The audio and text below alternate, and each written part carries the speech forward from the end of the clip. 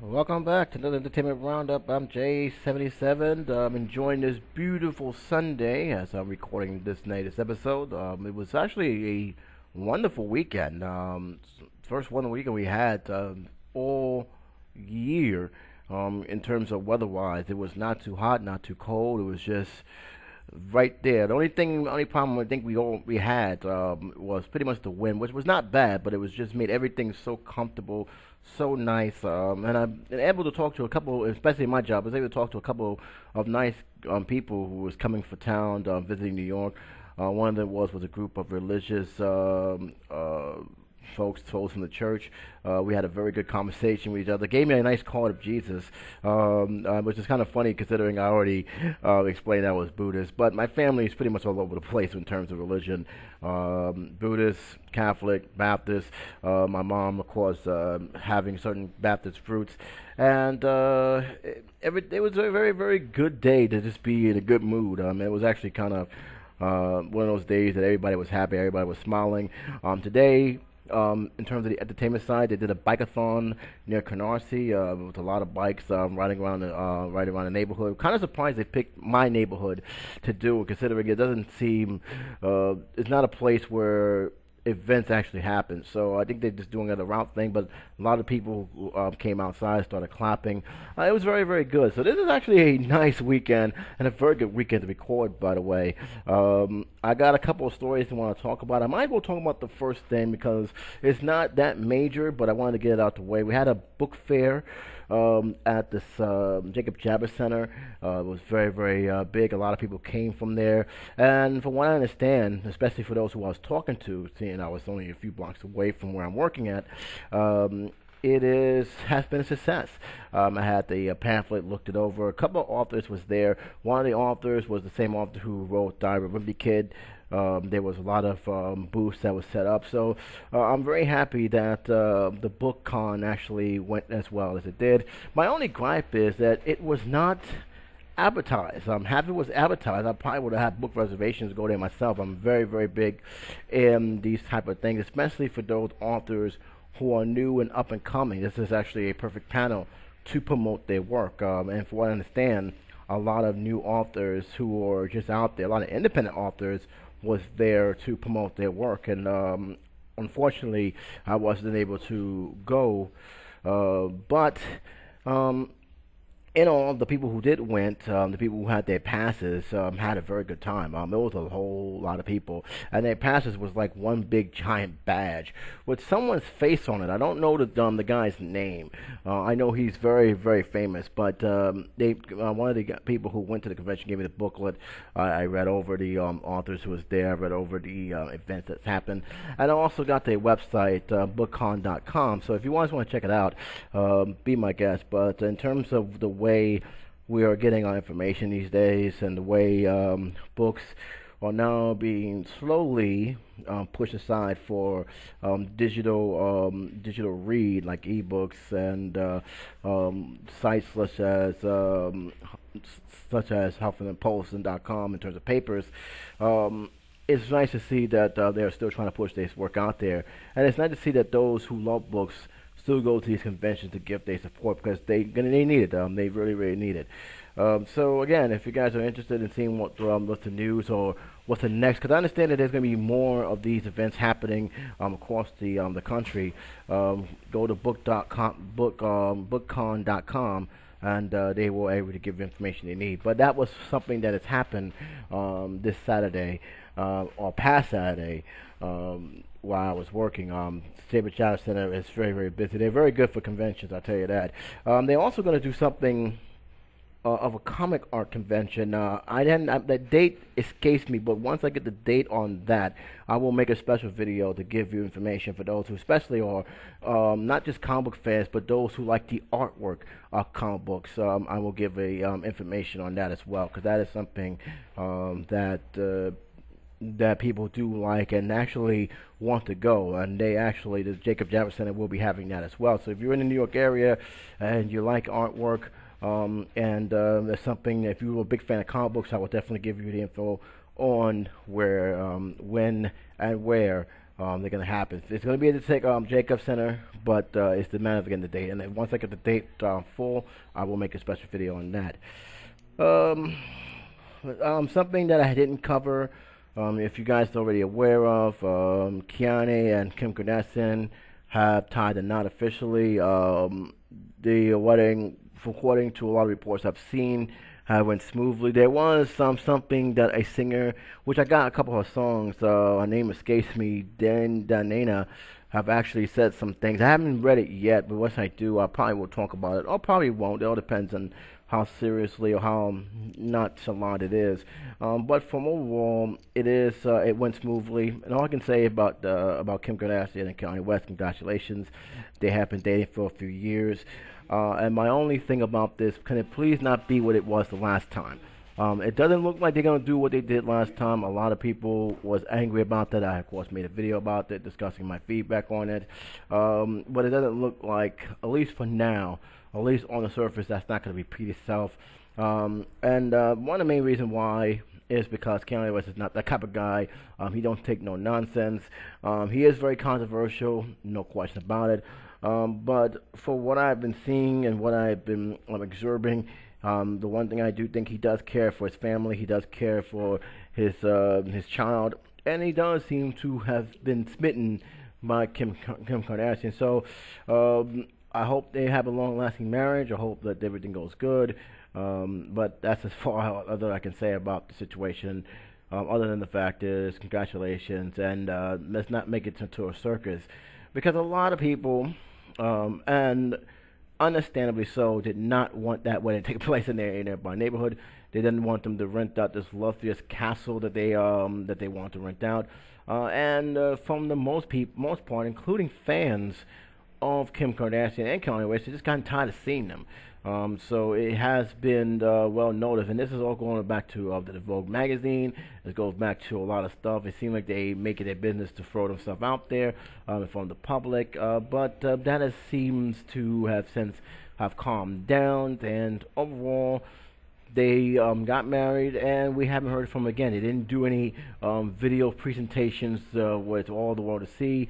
They got married. A few of their closest friends and guests has attended, and that's as far as it's going. There are some few photos out there, but you kind of expect that when it comes to celebrities, and that's it. It hasn't really exploded like last time, when they kept showing that wedding like over and over and over again, and then all of a sudden their marriage was over. I'm talking about Chris Humphries and Kim Kardashian. They too did not last long, and a lot of people was angry, hurt, that they felt that Kim Kardashian actually staged the whole thing.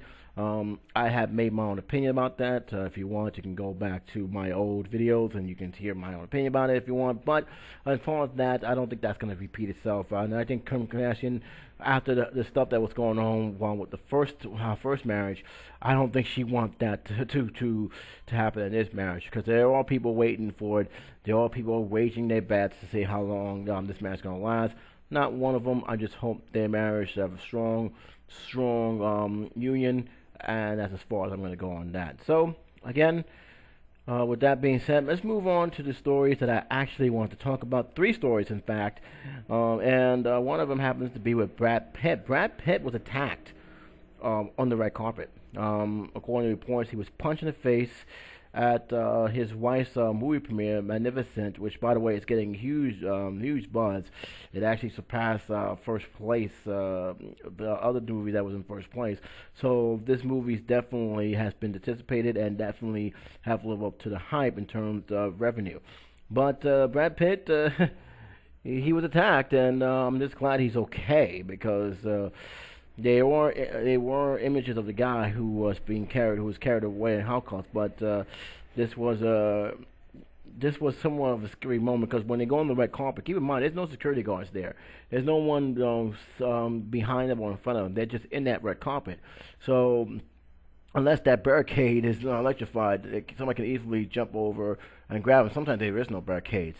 And in this case, let's just say I'm just glad it wasn't getting worse, because again, these stars do leave themselves out in the open for maniacs, stalkers, and all sorts of things that people want to do to them, and because they're in the spotlight, they have to be extra careful. Here's the article that has been reported. This was courtesy of the Huffington Post. Ed Mazza, which just has one of the weirdest last names I've ever seen. He has M.A.A.A. That's how they're spelled. But in any case, he was the one to cover the story, and this is what he reported. Brad Pitt was punched in the face while walking the red carpet at Hollywood Capitan Theater on Wednesday evening. Brad has been attending the premiere of The Maleficent with his partner Angelina Jolie, who stars in the film. At the time of the incident, he was posing for the photographs and signing autographs when some guy jumped over the barricades. Again, the barricade is right there, but unless they're electrified, that's not going to really stop them from confronting the stars. Jumped over the barricade and made contact with Brad Pitt. The officers of the Los Angeles Police Department told the Los Angeles Times. The suspect punched Brad Pitt in the face, police told KTLA. The suspect, 25-year-old Vigil Simpson, allegedly attempted to crawl under the actress American Ferris crowd at the premiere How to Train Your Dragon 2 at the Cannes Film Festival early this month. Brad appeared to be unarmed, unharmed, and the Associated Press report that he resumed signing autographs at the time of the attack. The suspect was booked on suspicion of battery and is being held on $20,000 bail. The Times reported. Now there is a correction. You will see it on the article where I'll leave the link to. It says the earlier version of this report refers to Angelina Jolie as Brad Pitt's wife. And in this one, it just said her partner. Now a lot of people say, I consider them unofficially married. I like to call it like that, but they want to make that correction, even though they have been together for almost how many years now? 13 years. It's been a long time. I know that. But Angelina Jolie and Brad Pitt are partners. That's one of the things they have said.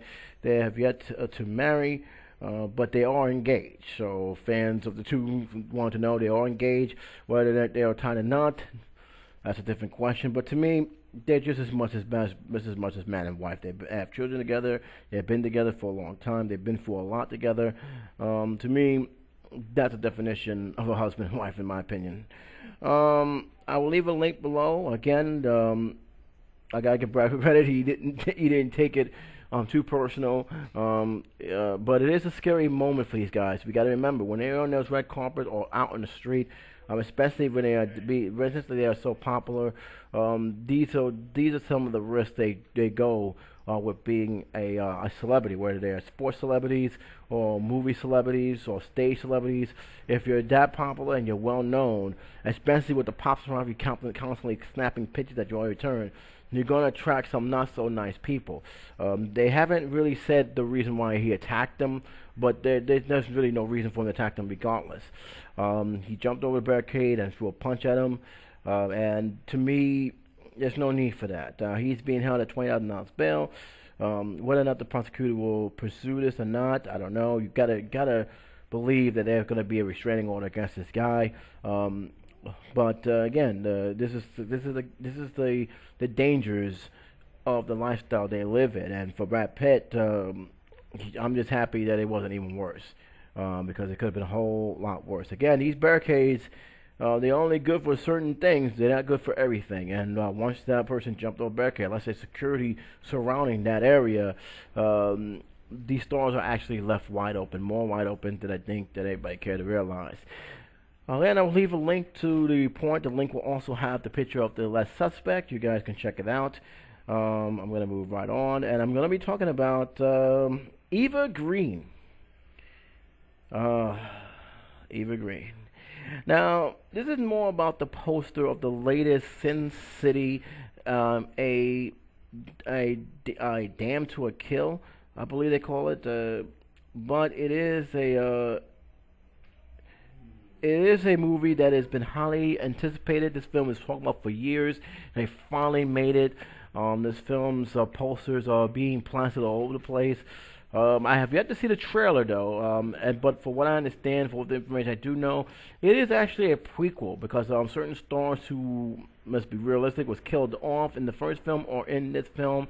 I know that Jessica Alba reprised her role, and this movie pretty much is gonna follow the same formula as the first film, which is not a bad thing. I think the first film was surprisingly good for what they was trying to accomplish. I thought the visuals was beautiful to watch, and I thought this is like one of the rare times they actually followed the comic book word from word, scene from scene.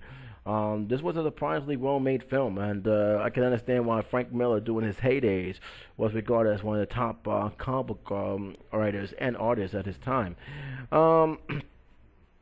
This film didn't leave without controversy, of course, according to the article that I have here. The Motion Picture Association of America had banned one of their posters, one of their teaser posters. I have seen the teaser poster. It is a shot of Eva Green holding a gun and dressed in pretty much a sexy outfit. So sexy that the M.P.A.A. said it revealed a little bit too much than what they was hoping for. Apparently, a shot of her breast was actually, you can actually see if you actually looking carefully. You can actually see through the dress. It's not that revealing, but it is something borderline. If you actually are perverted enough to actually look at that, at not her face, but what she's wearing. Well, the M.P.A.A. have decided to ban that, and the reason why it says it shows too much curve of under the breast and dark nipples. This is this is the main controversy behind that, and it also says the aura circle visibles through the shared ground, as noticed by the indie writer Ann Thomas and others. The Western company set out to press a release to inform journalists of the page 6 articles. Now, here's the thing I wanted to think about this. I did not know the M.P.A.A. actually look into movie posters. From what I understand, the M.P.A.A. looks at the film. They'll judge the film, whether how violent it is, how much sex is being shown in the film, how much nudity is being shown in the film, how much profanity. There is new codes now to look at the smoking of the film. If there's too much smoking, that could actually hurt them for getting a PG rating or even a PG-13 rating. So these are the things I know what the Motion Picture Association of America does. I did not know, and I think a lot of people who are listening to this audio did not know. I didn't realize they actually look at movie posters. I did not know that was there. That was also part of the Motion Picture Association's job prescription. I just thought that they actually look at the movies and review it, give it the rating, look at the appeals, give it a second look, and give it another rating as well. So I did not realize they actually do that. And for that to ban a poster, which by the way I have seen it, like I said, you have to really look. From an angle when she's holding a gun, it is an open gown. It is an open gown, and it does reveal the left side of a breast to an extent. And again, do I think it's a big deal? Well, it all depends. I think they're not gearing this towards children. That's obviously been the thing I want to make that very clear. This is not a kid's film. It is a rated R raunchy film. But again, I was kind of surprised to see the Motion Picture Association doing that. I'm like, wow, they just really they actually rate posters. But again, they're not the first one that actually got a controversy over posters. A lot of officials from New York wanted to ban an advertisement poster involving, I don't know, breast implants or something. But in any case, it was a woman that was showing her chest, and the mayor had said his satisfaction. The governor had voted satisfaction, saying to take it down. Now, eventually, they did somewhat took it down, but that's because the poster was old. You can still see it in magazines, but they felt that was a little bit inappropriate. It's kind of funny how they show scary images of someone losing their fingers, but when they show someone who's actually fully clothed, you just see the part of her chest and you see her stomach. They have a problem with that. So I kind of find it. I'm kind of wondering how much political gain is that on that situation. But in this case, do I think the M.P.A.A. is wrong banning this poster? I honestly don't know. I have to really sit down and think about how much advertisement this is going to go. Is it going to be in trains? Is it going to be in the theaters? How much exposure does this one post is going to have? If I'm right, I don't think it's going to be too much exposure to these posters. I think they're going to keep like, a poster made for the outside public, such as train stations again, walls on buildings, those type of things. And they're going to have certain other posters where they'll actually put it like in adult magazines. Yeah, see, even if they're worried about the Eva Green being put in the public, all they have to say is if you agree to put it in certain magazines such as Maximum, Playboy, then they probably won't have a problem with that. So I think there's room for compromise if the people behind the promotional strategy of SimCity willing to compromise, and that's all it comes down to. If they're not willing to compromise and just let it go, then that's fine. If they're going to appeal it, which I don't think they're going to appeal it, they're not going to waste their money over one poster. It's just not worth it. So I feel if they're going to appeal it, they probably will just let it go. But if they can come to a compromise, saying, look, we'll just put it in adult magazines and everything else, and places where kids are not supposed to have gain access, then I think the M.P.A.A. will probably say, okay, that's fine, as long as you do what you say you're going to do. It is something interesting. I am still surprised that the M.P.A.A. does that. But again, I think they are more concerned about whether or not who's going to see it, whether it's children seeing it, even though it's not geared towards children. Now, the Western Company has released, and this says on an article says, this fall, the Western Company has released 5 official character posters of SimCity 2, one each for Josh Brolin, Joseph Gordon-Levitt, Mickey Rourke, who starred in the first film, Rosanna D'Onofrio, and Jessica Alba. These are in the gallery, which you can see as I leave the link to this report. I will say this, though. I'll say this. This is just coming from me. Is it me? Or Eva Green makes playing a Batgirl look so good. I mean, she is kind of be the most highly demand female villainess in movies, because every film she sees, even if the film I don't particularly like, she's very good in playing the part of an evil woman. I really love when she plays a Batgirl. I really do. She is well talented, and I kind of wish she was actually in movies a lot more. She's starting to come out now. I think she was in the 300 sequel. She's actually in a new TV series, new cable series called Penny Dreadful, and now she's in this. And it seems like now that Hollywood's starting to take notice that she can play these roles. She's been mostly independent, and I think that being in a James Bond film, The Casino Royale, has actually gave her more attention. But like I said, she has been... she's one of the actresses I would love to see play a bad girl. I don't think she plays good girls very well. I think she plays bad girls perfectly, and I'm actually interested in what role she plays in this. If you've seen the poster, and you will see because I do have it on this article, her looks speaks for itself. She has probably the most coldest eyes. Those eyes speak a lot. Those eyes speak of betrayal, deception. You name it is there, and when she holds that gun, all I gotta say is, oh yeah, I'm ready. I'm ready to see what she has to do. So I'll leave a link below. You guys can check it out. I got one last story to talk about, and then I'm gonna talk a little bit about the hockey thing, because I do want to not leave without talking about the hockey. Ferris Bueller's Glass House sold for $1.6 million. Now, for those who have watched Ferris Bueller's Day Off, it is one of the scenes where Ferris Bueller's friend Cameron went to his family garage. A car was there. It was one of the vehicle of the movie where they took this car to have a fun on the town while skipping school. One of the uh, famous famous lines in the film is "You killed the car." That's been being the fact that Cameron had leaned his foot on the car, which caused the car, which was hanging by, I think, by one of those bricks, just trying to reverse the mileage, which didn't work. When he did that, the car spun right out of the window, broke the window, and crashed down at the bottom.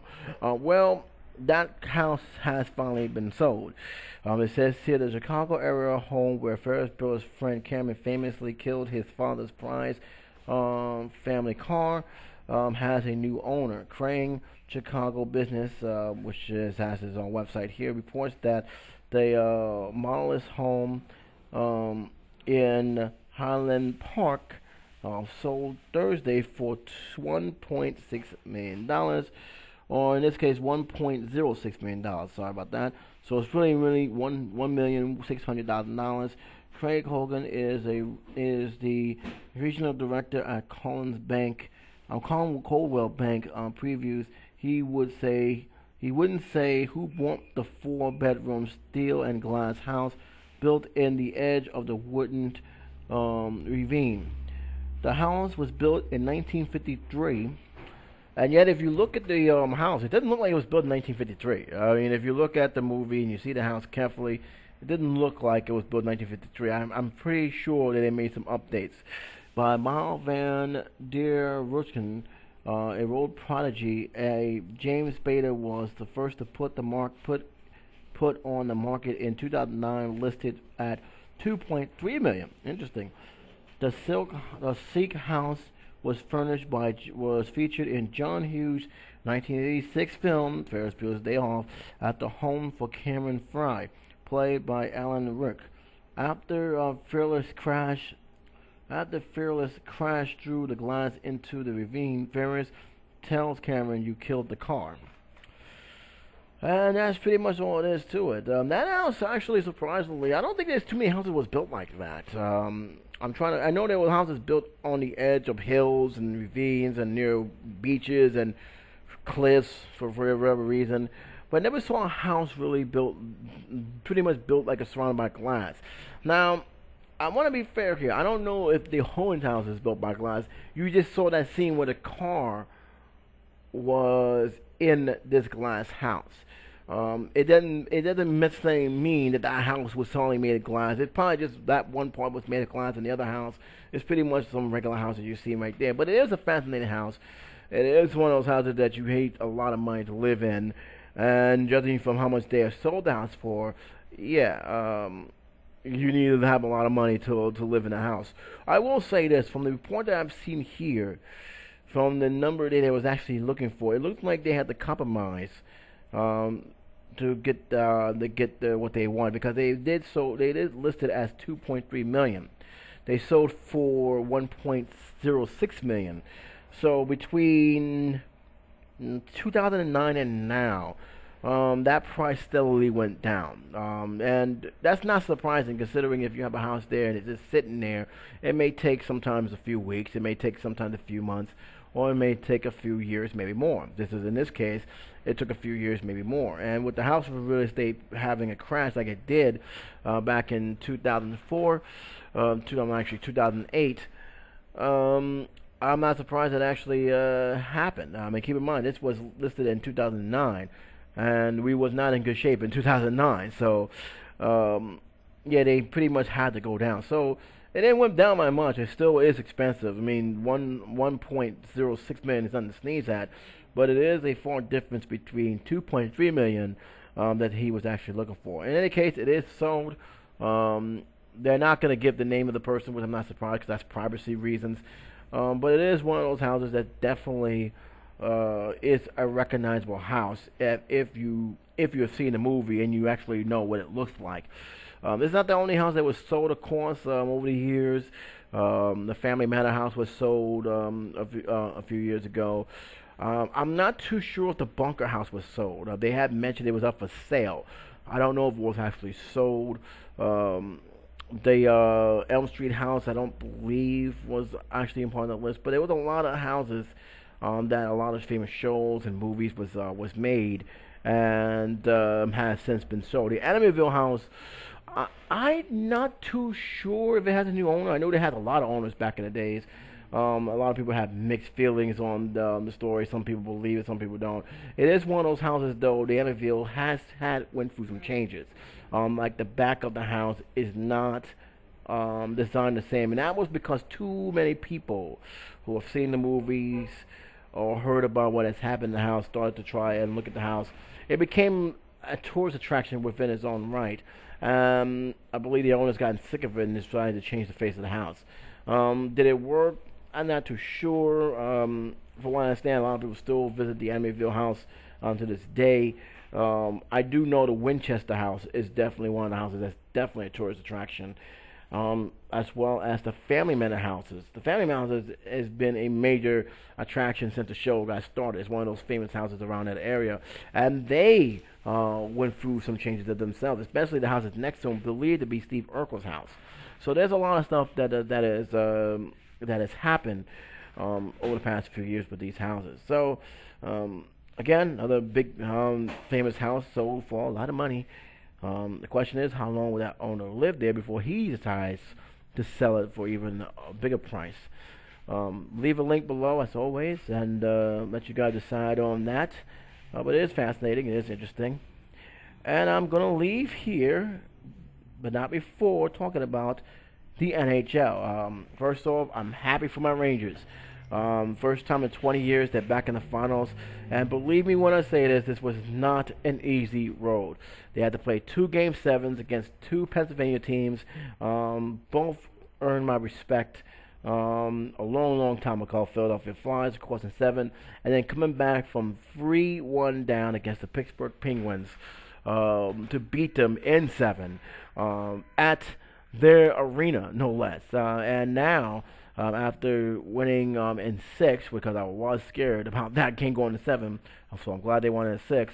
We're now set up for Wednesday against either the 2 teams of the Kings or the Blackhawks. Both teams deserves to be here. Both teams are fighting to the bitter end.